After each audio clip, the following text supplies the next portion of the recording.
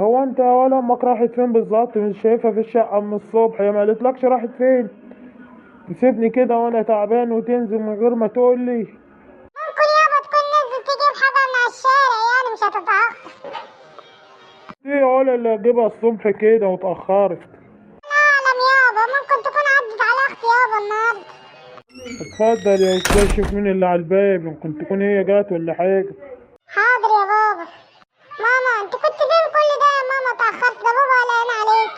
كنت فين يا ست انا كل ده واتأخرت؟ يا اخويا استنى عليا بس يا حاج، نفسي اتقطع من السلم، خليني ارتاح شوية وبعد كده اكلمك. كنت في السوق يا اخويا، كل ده كنت بشتري حاجات ولقيت الحاجات غالية مولعة نار وما اشتريتش اي حاجة. ليه دي لك اكتر من ساعتين في السوق وما اشتريتش اي حاجة خالص؟ ولا اشتريت خضار ولا اشتريت فاكهة ولا اشتريتي لنا اكل تعمليه؟ امال وقعتك سودا يا ولية؟ كنت بتعملي ايه كل ده في الشارع؟ ده انت يومك مش معدي معايا. اوعى كده يا ولد، اديني جنب ما اعرف اكلم ابوك واشوف حكايته ايه معايا.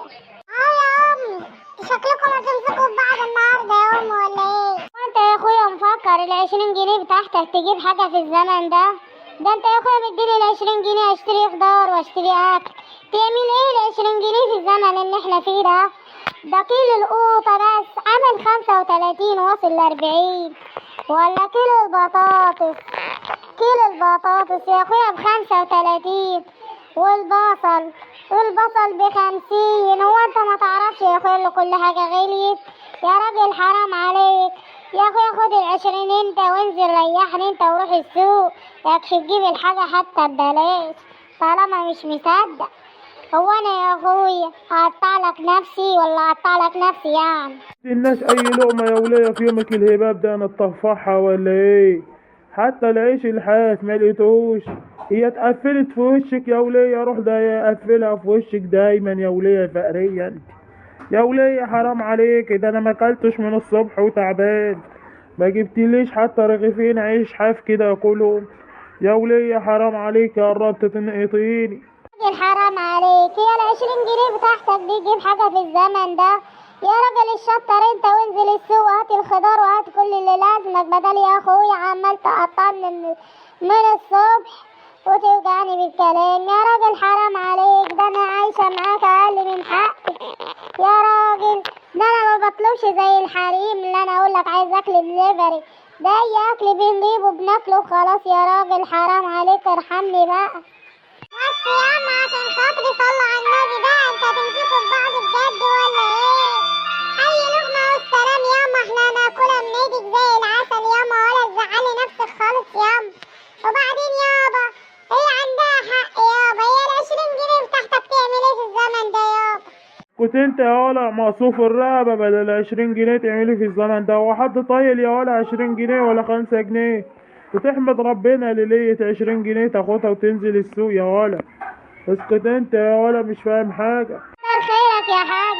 هو انت يا اخويا كل ساعة والتانية تتخانق معايا كده عمال على بطال وتخلي دنيتي على خدي؟ يخص عليك يا حاج، ما كانش عشمي برضه فيك بعد العمر ده والعشرة دي كلها، عايشة ومستحملة وصابرة معاك، تعمل فيا كل ده وتكلمني بالطريقة دي؟ بدل يا اخويا ما تقولي كتر خيرك، انا اللي غلطان برضه معاك ومقصر معاكي. يا حرام عليكي، انا مش مقصر معاكي في حاجة، ده انا قايد لك صابع ال10 شمع. يا ولية حرام عليكي، مش تحمدي ربنا؟ هجيب لك منين يعني؟ اللي بيقدرنا عليه ربنا بديهولك، وبعدين اعمل ايه يعني؟ شغلانتي هي كده، مفيش شغل جايلي كويس يعني اقطع لك نفسي ولا اموت لك نفسي يعني؟ يا ولية حرام عليكي، ده انا تعبان وبنزل الشغل واقول عشان خاطر الست اللي معايا والولد ده عايز اكل وعايز طلبات. كتر خير والبركة يابا، علينا حد غيرك يابا؟ ربنا يديك الصحة يابا ويخليك لينا يابا. من بكرة يابا انزل معاك الشغل يابا، ولا تزعل نفسك خالص.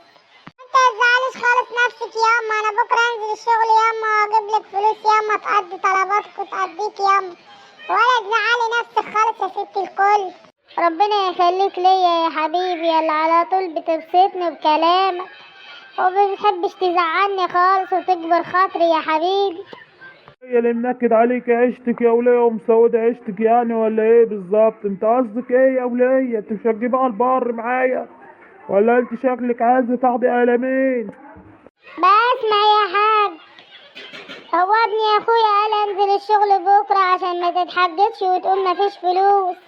ابني هينزل الشغل يشتغل ويجيب لي الفلوس اللي تقضيني. وبعدين يا اخويا ما تقعدش تتكلم معايا كل ساعه والتانيه تتخانق معايا، هو انا ذنبي ايه يعني؟